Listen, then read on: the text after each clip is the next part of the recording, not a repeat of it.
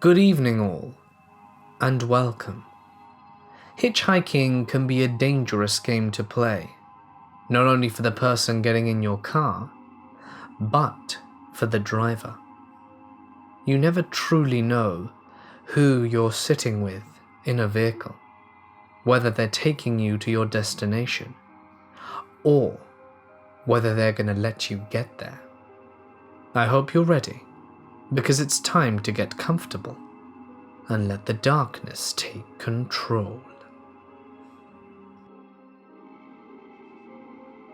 This happened to me just last weekend. After a bucket list road trip with a friend, Eric, to Palm Springs/Mount Jacinto, we were now heading back home to Southern California. I fell asleep on the drive back, since we've been up since 6 a.m. and left Palm Springs around 1:30 p.m. so that we could get home before rush hour traffic, and I was really exhausted from hiking. The drive home was just short of 2 hours through the main freeways.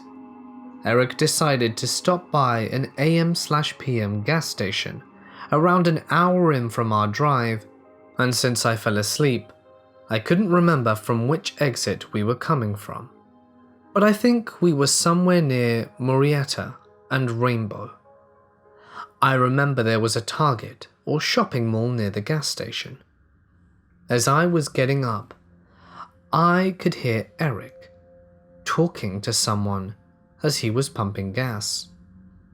Apparently, a teenaged transient came up to him begging for a ride, saying he got let out by his family and just needed a lift a few blocks down the road. I could not hear clearly the conversation, but as I focused my vision, I could see a homeless kid walk around the car towards the passenger side door to talk to me for permission. I was locking my door when I saw the homeless kid come round the corner. He really wanted to get into the car. I didn't see much of the kid's face, but from what I could tell, he was a white teenaged kid between 17 to 19, with black hair, who wore all black, had a backpack and a cell phone. He strongly smelled of weed and pee. Eric panics. At least, this is how he explained it to me, and told the kid that he would give the kid a lift since it was only a few blocks down. I was already giving Eric silent dagger stares as he got back in the car, and homeless kid got into the back seat behind me. The moment the homeless kid got into the car, his attitude took a turn for the worse. He started talking weird. He tried to sell us drugs or weed and kept asking questions directed to Eric, though enthusiastically about porn or shooting a porn, getting girls and where he could do casting calls. He also told us that our car was trash, as the back seat was filled with camping gear. He asked us where we went, and told him with little specifics that we came back from camping. He then tried to convince Eric about shooting a porn film. After we passed several streets and exits, every time we would ask him where to drop him off, he would mumble and say, "Keep driving," in a low tone, before being all happy and excited again. The homeless kid took notice of Eric's Beat headphones that happened to be around his neck and made several attempts to trade it for weed.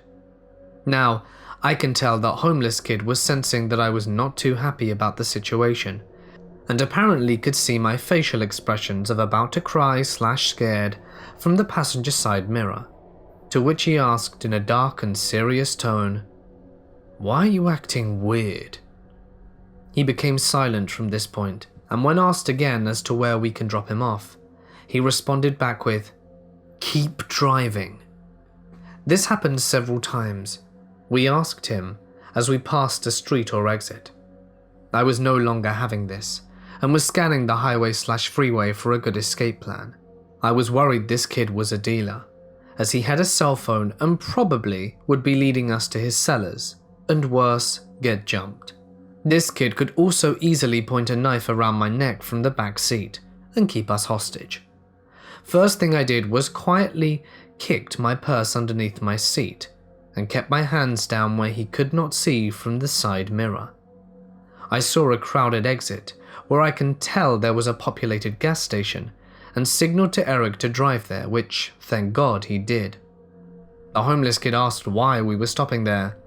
I lied and said that we needed to grab something from the gas station. As we pulled up, I noticed there was a crowded diner next to the station and signaled Eric to park there. More people equals more witnesses equals more help if things go south. We told the kid he needs to get off as nicely and as firmly as we could. He got annoyed, but Eric kept distracting him with the prostitution talk, which he would turn all happy about, and even say that he would pay Eric $5,000 if he needed some women. This finally got the kid out. Now the car Aaron drove was an old manual and does not respond fast enough as we were leaving the parking lot. In fact, it stalled for a good 10 to 15 seconds or so before Eric could get it running, which at the time was in the back seat to check if he may have swiped some valuables. Since the car was not fast enough, I can see the kid was not too happy with him being dropped off and was glaring at me. Then he started to contact someone on his phone. This all happened within the span of 10 minutes, which I felt was an eternity, and I seriously thought I would end up in a ditch somewhere. Unfortunately, this triggered very bad memories for me, because back in college I was able to get away from an assault, and all my anxiety from that experience came back 200-fold.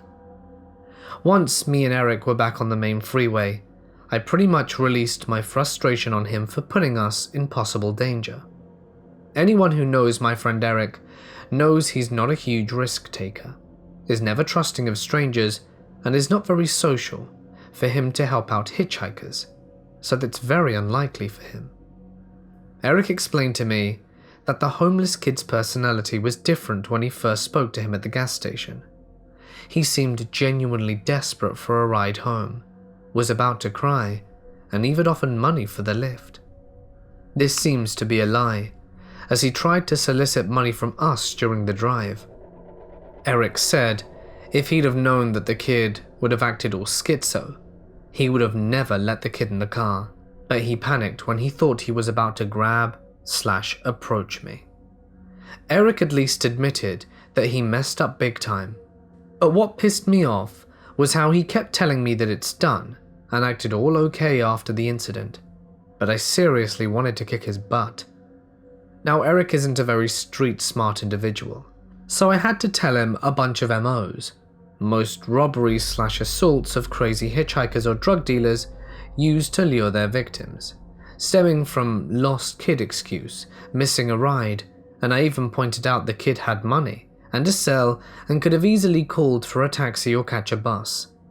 It was most likely the kid was either high or crazy and possibly a runaway, which I hope he was, rather than a drug dealer luring us to his cellars to get robbed/jumped, and we got lucky.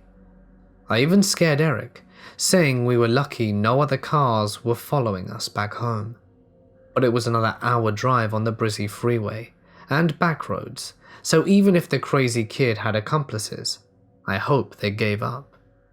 Either way, this experience rattled me badly, and I barely slept that night. When we got home, as if fate was telling us how lucky we were, every commercial or ad we saw on the TV showed either trailers or movies about Split, the guy who took 3 girls in their own car, or ads about the fails of hitchhiking. I made sure to point this out to Eric, who sadly seemed indifferent about what happened. It's been 2 days now, and I've had nightmares about the incident and have been jumpy. For now, time will tell when I will be fine again. I do have another road trip coming up with Eric, and hopefully more friends, but I plan to buy some pepper spray for the trip just in case. I also told Eric that I will call the shots on where to get gas and brush up on street-smart safety procedures. Hopefully, this is a lesson for Eric, to not pick up crazy hitchhikers. I'm going to start by saying that my dad is a character. All of my friends loved him growing up because he could entertain you just by talking to him. This attitude is what initially led me to question the legitimacy of this story for a long time. Now that I'm a bit older, I could tell this one cuts deep every time we make him tell it.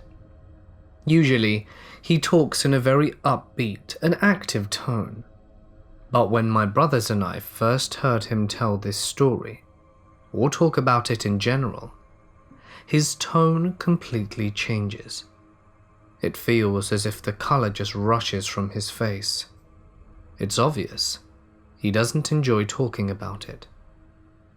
He was about 18 at the time. From pictures, he seemed like an athletic, approachable teen. He was living in the Gary/Whitting area of northwest Indiana. Sometime later in the evening, my dad, who's been a smoker for roughly 50 years of his life, decides to hitchhike to his local convenience store.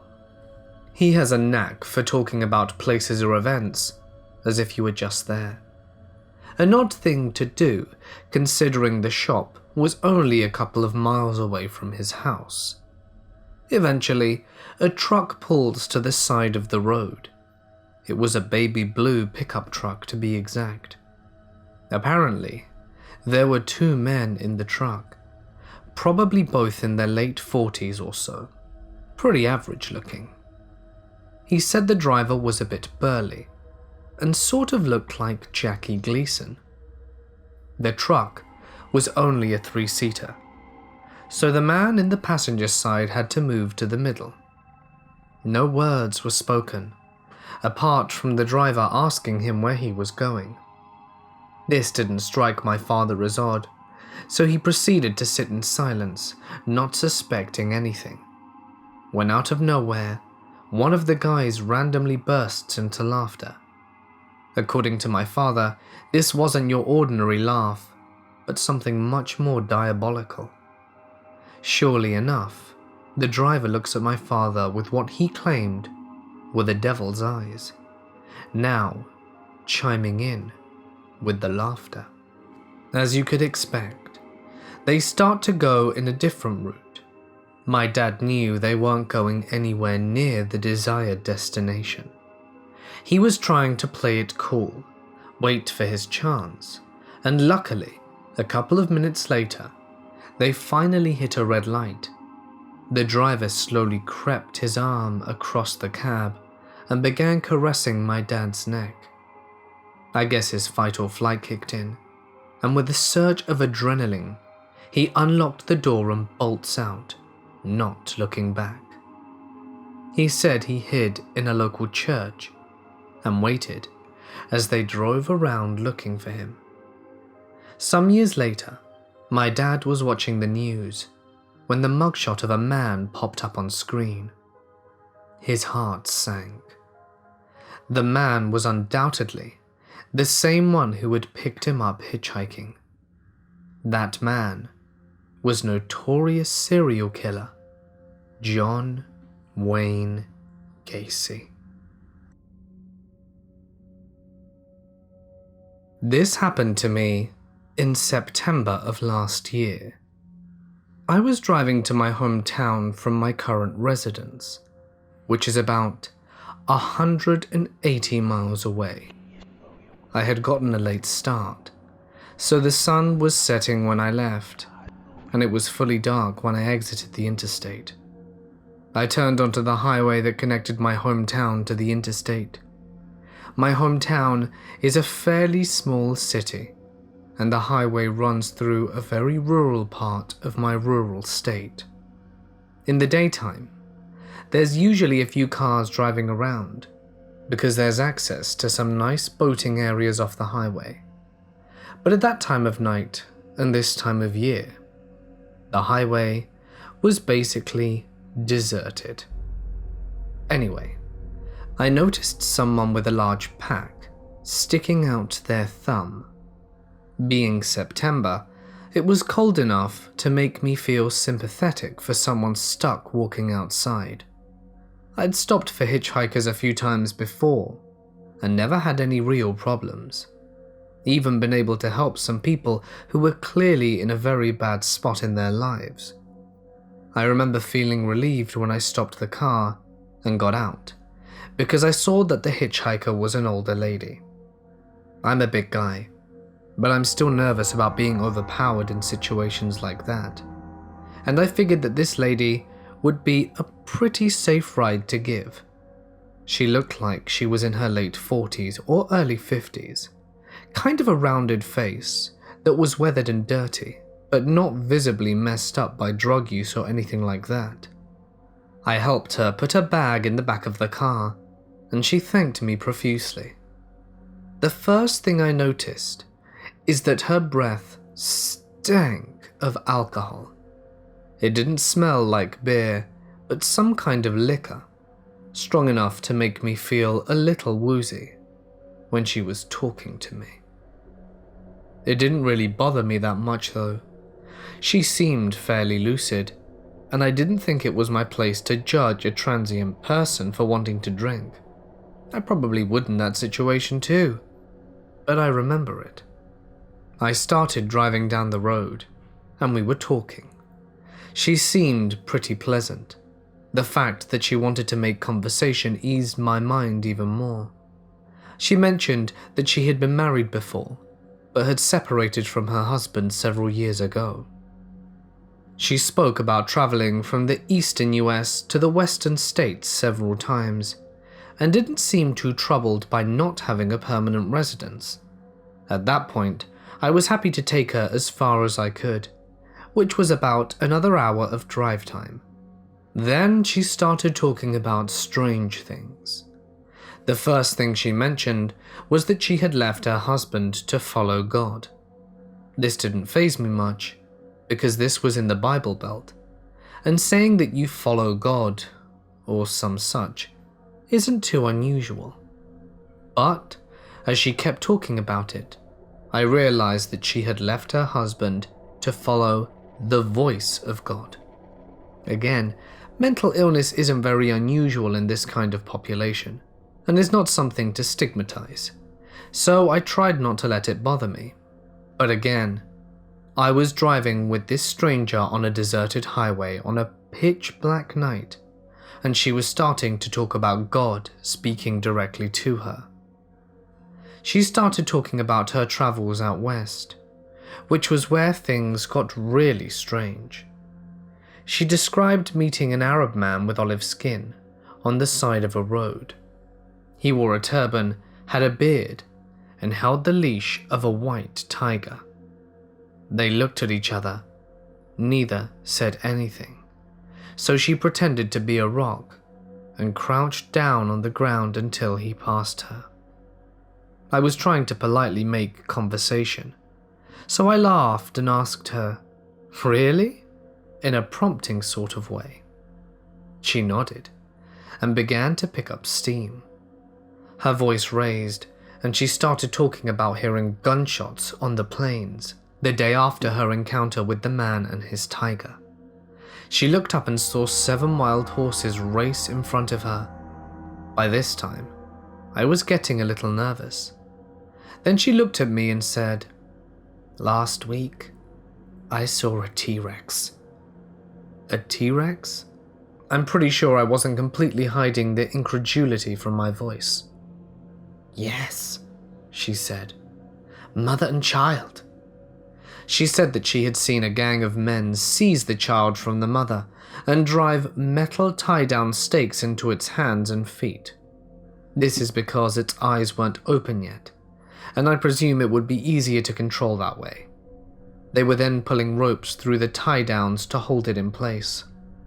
I'm not sure whether it was the nightmarish scene she was describing, or her obviously debilitated mental state, but I decided right then to find a way to part with this woman.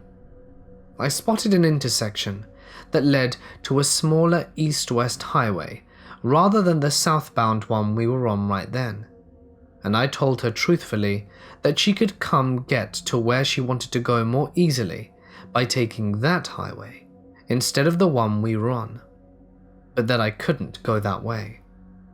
I suggested dropping her off at a nearby gas station, and she agreed, much to my relief. I stopped and felt reassured by the lights of the gas station and the presence of a clerk inside. She got out of my car and removed her pack from it. She returned to the passenger side window and looked inside, thanking me for the ride. I responded appropriately, and then she said the strangest thing of all to me. "You remind me of my ex-husband, so I want to give you a piece of advice. Go around Missouri, not through it." She left, and I drove away. I'm determined to not do two things: ever meet this woman again, or go through Missouri. To give a little bit of background, I was a 20-year-old female when this happened. The setting: a motorway in the southwest/West Midlands of England, the year 1990. So I was what was known at the time as a crusty, though I read that they're called gutter punks in the US.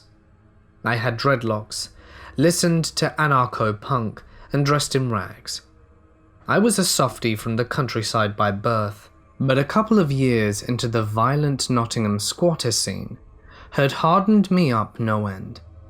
I had left the squatters and joined the New Age Travellers, and we were an aggressive bunch of heavy-drinking thieves, as you'd be likely to meet anywhere in the UK at the time. For this reason, I was fearless, but youth and a safe upbringing made me stupid when I thought I was streetwise. As was my habit, I'd taken off on my own and gone back to my hometown. Now I was hitchhiking the breadth of the country to get back to the site where my friends were. I remember waiting for my next lift at a service station when this battered old three-wheeled van pulled up.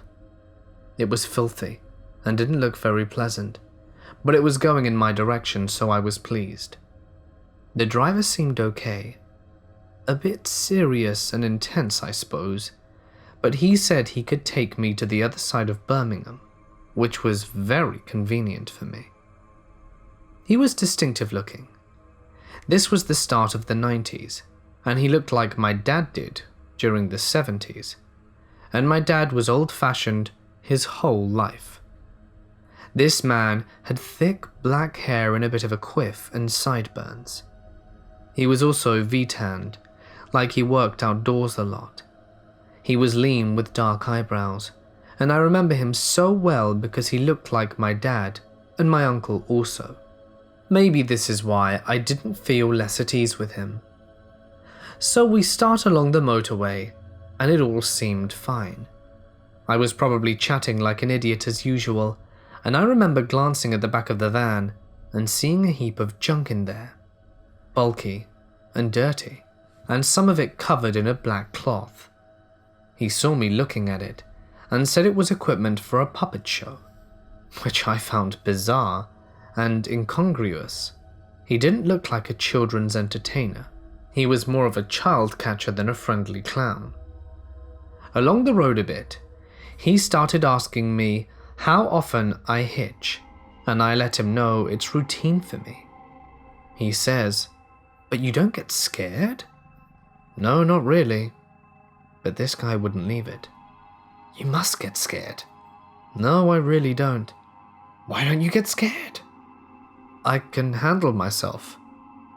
And so he goes on and on and on. He insists I must be scared and asks me if I'm scared now and how I know I would be able to handle being attacked, and I'm getting really irritated. A bit freaked out as well because it seems like he wants me to be scared and I'm giving the wrong answer, but mostly annoyed because this conversation is going in circles.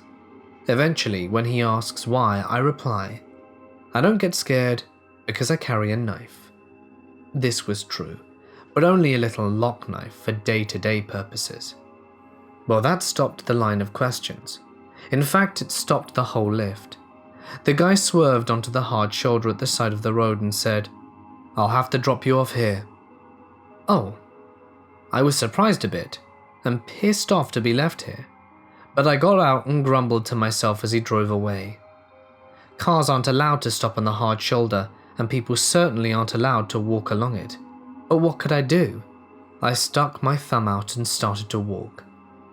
About 15 minutes later, a police car pulled up and told me off for being there, but kindly gave me a lift across to the far side of Birmingham to a safe and legal hitchhiking spot, where I was picked up by a minibus full of pagan students who took me right to their community/traveller site.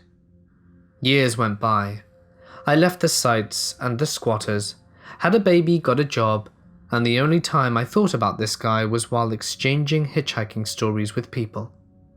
This was my second favourite story, behind the one about the Christian who drove at around 100 miles an hour on the wrong side of the road because, and I quote, "God will save me." While I screamed back, "I'm an atheist, he won't save me." After I would tell that story, I'd mention the mad puppeteer and his annoying questions. It wasn't until a couple of years ago that I realised the possible danger I had been in. I was watching a show called Crime Watch on the BBC, where they appeal for information, and they had a special on the serial killer Peter Tobin, trying to track his movements through the years. I follow serial killer stories with interest, so I'd heard of him and had seen his picture as an old man. Then they showed the picture of him through the years, and holy shit, there he was, the mad puppeteer. The picture matched, the time matched, just how he looked in the late 80s/early 90s, just how he looked when he ended the life of hitchhiker Dina McKinnell in 1991. I work for the criminal justice system, so I have level-headed colleagues mostly, and told people at work. They agreed I should call the Crime Watch number. It was nothing I could do, no harm. If it was nothing I could do, then no harm. But if it was something, then I could help. I rang the Crime Watch number and said, "It's probably nothing, but..." And a few days later, they rang back and arranged to take a statement. A police officer came by to my house and wrote down everything. A few days later, a second officer came back to my workplace to get more info and to photocopy a diary I kept back then. Frustratingly, I said nothing about this lift in the diary. That's how little I thought I was in danger. The Crime Watch website updated to mention the three-wheeled van and now is reported in some biographies as fact. People asked me now if I truly believe that was Peter Tobin who gave me the lift. I can never be sure, but in my mind I'm 75% sure I survived a serial killer. At the very least, I now realize how stupid and naive I was feeling, so tough and so fearless. Sometimes when I think of what could have happened, I just feel sick and cold. Because of my job, I realize how many terrible, terrible people there are out there, and I'm just relieved it wasn't my parents searching for answers about one of his victims. This is a story that my dad told me not too long ago about my grandpa and how he came extremely close to being murdered. My grandpa used to be a pastor at a local church, and one night when he was driving home from a service and was wearing his robes and collar, he saw a hitchhiker on the side of the road and decided to pull over and pick him up, like he usually would when he saw a hitchhiker. He pulled over and the man got in. The man was wearing overalls and was also carrying an old metal lunchbox with him. My grandpa assumed he was a construction worker who did not have a ride home after a shift. My grandpa and him started to converse and eventually arrived at the man's destination. The man got out and thanked my grandpa for the ride. A few days later, my grandpa was talking to his neighbor. At one point in the conversation, she brought up a story she had seen on the news about a man who would get rides from people by hitchhiking. Then he would reach his destination, would take out a knife out of his old metal lunchbox, and finish the life of the person driving. My grandpa almost fainted after hearing this news. He assumed the only reason he was alive, and talking to her, was because of the robes and collar he was wearing. This happened when I was around 12 years old. I attended school in the neighboring town, which is located some 7 kilometers away from my home village. This one day I missed the bus and had to walk home instead. It's an hour-long trip where you walk on the side of the road in the middle of the wheat fields. As soon as I left, the town and the last of the houses was behind me. A car pulled next to me. Looking back, it might have been following me for quite a while. I was too preoccupied with imagining clone troopers fighting in the field to notice.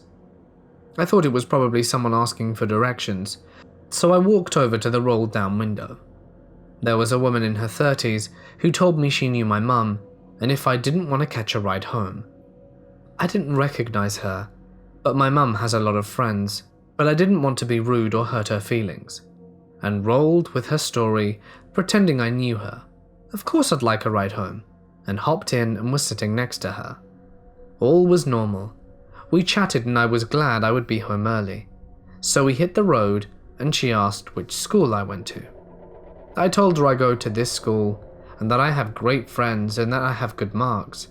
But she interrupted me and asked about the new CCTV cameras.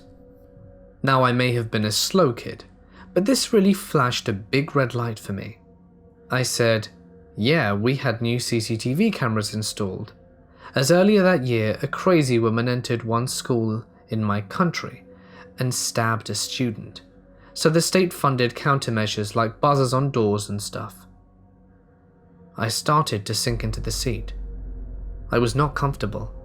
I don't know this woman, and she's asking weirdly specific questions about the school surveillance. I remember the cold that ran through my whole body. What the heck am I supposed to do? I seriously thought about jumping out of the car and taking my chances with the asphalt rather than getting taken. She must have noticed, because she started stroking my leg to calm me down, saying things like, "Why are you so nervous? You know what? I'll buy you an ice cream. Wouldn't you like that? Wouldn't you? I have some at home. We don't even have to stop at a shop." Ha, no, screw that, I thought. We entered my village, and as soon as we passed the first farm, I pleaded to her to stop, that my uncle lives there and I have to visit him before going home. She didn't want to at first, but I started making a scene and was preparing to open the door and jump out if she didn't stop right there. She reluctantly pulled over, and I got out as fast as I could, muttered a hasty thank you, and ran towards some people picking up apples in their garden. I walked over, made an excuse to talk to them, and waited until the car went away. She stuck there for no more than 5 minutes, but it felt like way longer. I made a total fool out of myself in front of the young couple in the garden, as I had no idea what to say, but I just didn't want to be alone. I waited and waited until she finally left, and I stuck around for a few more minutes, playing with the couple's dog, and then went home, shaken by the whole incident. I never told my mum, but I still don't know if she wasn't one of her friends, and I didn't want to tell her how weirdly I acted in front of her, if that was the case. I also was afraid that maybe she wouldn't believe me, or be angry for getting into a car with a stranger. So I told her that a friend's mum took me home, after I didn't make the bus, and never mentioned it again. I don't know who the woman was. Maybe she really was a friend of my mother's and I was just overreacting. But I sincerely hope never to meet her again, as she gave me the creeps. So this is a story that happened to me a few years ago. To give you some context, I am from a country in South America, where there is a lot of danger on the streets. Therefore, all my life I have been aware of people getting close to me, and never trusted strangers at all. A few years ago, I went for my first time on a solo trip, and I chose Europe as a destination. After going around countries and meeting a lot of people, I felt a great sensation of safety. I let my guard down a bit when I was traveling through Germany. I made a stop in a small town that I had heard was really pretty. I stayed the first night in the only hostel there that turned out to be awful since the beginning. It was hard to find, and it ended up being on top of a sex shop. The whole structure looked to be from an office. There was no lock on the rooms at all, and all the people staying there turned out to be old and creepy. Nothing compared to the youthful environment from the other hostels throughout my trip. On top of that, the price for one night on a share room was quite expensive. I slept there for one night, and my plan was to leave on a train the next day to head to another city. The next morning when I woke up, I went to buy my train ticket, and it turned out there were no trains until the next day. So I searched for buses, and the last bus that day had left earlier in the morning. I was trapped there for another night, and I did not feel like paying for another night in that crappy hostel. So my plan was the following. I bought the train ticket next morning just at 6 a.m, and I was thinking of going to some pub or even a nightclub and spend some time there until they would close, and then just wait at the train station to go. I walked around the city, but I couldn't find a nice place to stay until late, so I just came back to the train station without any plan. I saw a Turkish shop of kebabs, and I asked what time they closed. Midnight. And the main guy told me my problem, and I told the main guy my problem, and if it were possible for me to stay there until that time without buying anything. He agreed, and even told me that he would close around 2, so I wouldn't have to be on the street for long. I stayed there, and I was just on my phone waiting for the time to pass, when I had an idea of going to couch surfing to see if someone could offer me a roof to sleep under for the night. I wrote to a lot of people, and only one guy replied to me quickly. It was a guy around my age that was doing his studies in the university of the town. He told me that he was living in the campus, and that I was welcome to come there, as there was a big party going on the main building. He gave me the address and the instructions on which bus to take from where I was. It was around 11 at this time, so I thought, well, this is perfect. I can just be in the party and then come back for my train.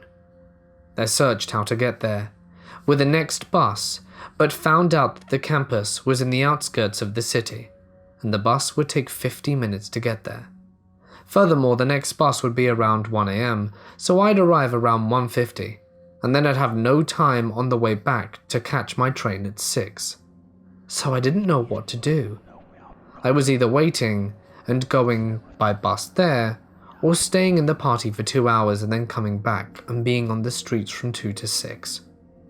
While I was thinking what to do, I was making small talk with the owner of the shop, and he was super kind and friendly. He was giving me a lot of ideas, like, you could go to this bar, there's this hotel, or giving me other bus ideas to get there. Finally, I just decided to stay there a bit disappointed. I just sat and went back to my phone. Then, a few minutes later, 2 of these Turkish guys arrived at the store and were friends with the owner that I was previously talking with, and they picked up some things from the back of the store. Then the owner came to me and said, "Oh, there's an option. My friend, he lives near the campus and is heading there now. I could ask him if he could drop you off on the way to his home." I nodded and asked if it was okay. The guy told me it would be fine, and that he could drop me off, and I just thought, he's the friend of the owner, who's been nice this whole time, and besides, this is Germany. There's nothing to worry about. I was riding shotgun, and in the beginning of the ride it was just small talk. Besides, this guy did not speak English at all, just German. So the whole time I was holding the conversation on my not perfect German that I had studied for a year before. I could understand most of what he was saying, but I couldn't speak that much. I found the way to express myself. First, we were just making small talk on things about the city, but then at some point everything turned out weird. I thought that by car, the time that it would have taken to get there would have been shorter than the bus, so I was expecting a 20-minute ride. But he was just driving around and then asked me, "Are you hungry?" "No," I replied, and he pulled over at Burger King and ordered some food. He started to eat while he was driving, and then just asked me more personal questions, and he started to make me feel awkward like, "Do you have a boyfriend? Have you ever thought about getting married? Would you like to come to this city? I could make the papers for you." I was just answering politely and in a cold way to all of the things and thinking of what to do. I was, who knows where, and it was quite late. He then just started to tell me that he got married with a German woman just for the papers, and then split up with her. Then he was just saying how pretty I was, and that I should totally marry him. I freaked out and was just focused on my thoughts, and I did not notice the outside. Suddenly the car stopped, and I found myself in the middle of an empty field far away from the city. No people around, no lights and no cars. He just stopped the car there. He insisted again on I marrying him. I said no in a stern way and got out of the car. I panicked inside, but I was still holding it. He walked around the car and came to my door. He opened it and told me, "Get out, I want to smoke." I said no again, and he just said even stronger, "Get out." In that moment I thought, I'm done. He's going to do something to me. Who knows what. Then I just thought, okay, let's get out and let's just try to still be polite and not make him angry.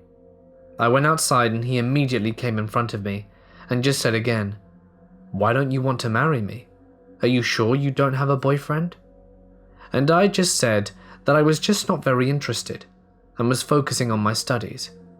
But then I could see he was becoming every time more and more aggressive, until the point where he grabbed my arm very forcefully, and in that moment I just panicked and gave him an anxious look, and he immediately let me go. He went straight into the car, and I thought he would have left me there, but then he yelled to get inside. I jumped in, and the ride was quite quiet. He kept looking in the front. I had no idea where he was going, and I was truly scared. Then he suddenly stopped on some street and told me coldly, "Get out." I got out of the car, and to my surprise I was in front of the campus I was supposed to go. He immediately drove away, and I headed to the party without any clue of what was happening there. I just focused on the party and took the train in the morning. When I arrived at the new city, I just processed everything again and thought to myself, Turkish guy, let's not meet. This story was told by my grandma, as unfortunately, my grandpa passed before I was born. My family comes from rural Texas. My grandfather worked for a farmer and had to check oil wells at the end of the day. He was in town getting some groceries and beer before heading out to do his checks, then go home. Before getting to his first stop, my grandpa sees a hitchhiker. Being the 70s, he pulls over and offers the man a ride. They make small talk as they get to the first well. When my grandpa gets back into the truck, he is surprised with a knife to the throat. The hitchhiker tells him to drive or die. Being a quick thinker, my grandpa offers the hitchhiker a beer, knowing that soon enough the guy will have to pee. Sure enough, after a while, nature was calling. The hitchhiker orders Grandpa to pull over so that he can pee. As the guy reaches to unbuckle his pants, Grandpa pulls out a pistol from under his seat and points at the guy's head. Long story short, Grandpa makes the guy check the welds for him. After the last stop, he has the guy stripped naked, takes his clothes, and leaves him naked in the country. This happened a few years ago, when I was about 19 or 20. It was night. One of my best girlfriends was out celebrating her birthday, and a couple of other girls. I'd had a cold for a week or so, and I explained that I didn't feel that well. They asked if I was comfortable going home by myself, and that the trip should be about an hour of public transport, and therefore I tell them it should be fine. The train trip is fine as always, and I had to wait about 10 minutes, but I have my phone and earphones and decide to listen to some music. The train arrives at my station. I live about half an hour away from the capital of Denmark, and here the buses only leaves once an hour that night. And I just missed mine. This sucks, as I write to my dad, not expecting an answer as he's definitely asleep. My phone only has 3%, so I put it on flight mode and decide to walk home. It takes 45 minutes. I start walking. There's no people around me, but it's safe. It's my hometown where I've grown up, and where I've been living my entire life. Not long after, a car stops. It's a man, and he asks if I'd need a ride. I must admit I was hesitant, but so tired.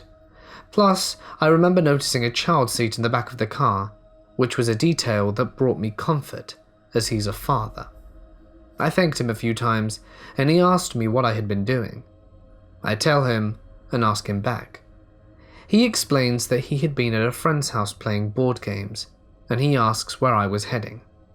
We listen to some music, and generally everything is awesome. I think of my quick judgment, and I even remember thinking, this is something I'll remember forever. I can go hitchhiking. I can trust strangers. Generally, I'm the kind of person that prefers to believe in the good side of people, good intentions, and I really felt bad for not believing this guy. I had been staring out the front of the car for a few minutes, but suddenly out of the corner of my eye, I noticed some weird movement. I guess it's not that hard to imagine what he's doing. I've previously explained that I'm at the university, and he asks if I want to earn some extra money. Flabbergasted, I tell him no. I'm very polite in the way I'm answering him. I didn't know what he would do. He keeps going again and again and again, and grabs my hand to try to pull me towards him. I plead with him, telling I don't want to do that. The car stops at a red light, and I'm so glad that it did. I open the door and jump out and ran to the sidewalk. "Have a good night," he yells, and I, for some messed up reason, reply, "You too." The light turns green, but the car still sits there. He yells out my name and waves, and I felt like screaming. Why did I tell him my name? And that exact detail terrifies me. I shakingly lock up my phone, turn off the flight mode, and see that my father replied and asked if he should come pick me up. I immediately call him and cry. I've never shared anything like this before, and after hearing a few stories, I felt like I should have shared it. I want to still believe that everyone is generally good, that the world is kind in which we live. But after this, be careful out there, and take care of yourself. This happened around a year ago. It was a Saturday night, and I was doing lists for friends that had been out to the club near where I lived. Obviously, I couldn't drink as I wasn't old enough, so this would be my usual Saturday. It passed the time, and it helped me make a bit of pocket money. I was in a parking spot opposite the club waiting for one of my friends to come out, so that I could take her home. I was just scrolling through Snapchat waiting for her to finally turn up, when I heard the passenger side door open and someone get in. Expecting it to be my friend, I looked up and said, "Hey!" But to my surprise, it wasn't her. It was a random guy I hadn't seen before, and he said, "I know you don't know me, but could you give me a ride home? I really need to get out of here." He sounded really panicked. I told him no, that I don't give rides to strangers, and I was meant to be picking up a friend. He sighed, got out the car, and walked extremely fast down the street away from me. I thought it was weird, but assumed it was just some drunk guy who tried to avoid having to walk home, until the next day. I was going down on Facebook when I saw a photo of the same guy posted by the police in my town. Apparently he had shot someone behind the club and they were looking for him. That's when I realized he was trying to use me as a getaway. It scares me to think about the fact he was in my car with a gun, and had I given him a ride, anything could have happened. Hey guys, it's Mort here and thank you so much for listening. I hope that you enjoyed tonight's collection of stories. Really some good creepy ones. I especially like that last one too. It does make me laugh. A little bit of justice. If you enjoyed the stories, please don't forget to drop a like and leave a comment with your thoughts. In the description and at the end of the video, you will find a link to my wife and my friend's channels. My wife posted a really interesting video about whether you should go vegan. I know most people hear that and think, ugh, don't post anything like that. But it's super interesting. It's an interview with a vegan, our friend. And yeah, well, I won't spoil it, but it's interesting. And if you could check it out, it would mean a lot to me. But I know it's not everyone's cup of tea, so to speak. The other video is actually a face reveal, me and my wife together in our first video ever. That's interesting. Where we try vegan and non-vegan food and see if we can tell the difference. It's quite funny as I'm forced to eat food that I really don't like. And my reactions, as I've been told by members of our Discord server, are quite hilarious. So if that's something you're into, it should be on screen fairly soon. And I'm sorry this video was late. I tried recording yesterday, but I passed out on the mic and it was very embarrassing. And I listened back to what I was recording and it was so bad. It was like, and then this happened, and I just like fall asleep, and I don't even want to play that footage. It's bad. But yeah, I hope that you liked today's video, and hope that you consider checking out the other stuff I've told you about. You can actually see it on the screen now. But with that being said, take care, and I'll see you all in the next one.